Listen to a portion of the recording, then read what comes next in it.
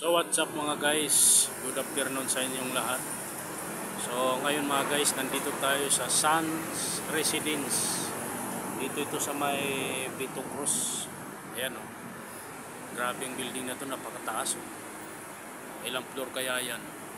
Taas o, grabe taas to sa napakataas niya.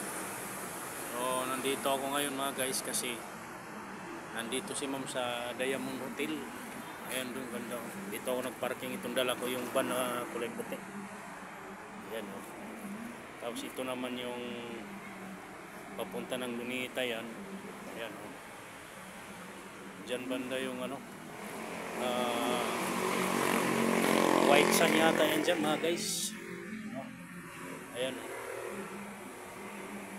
Doon tayo nagparking. So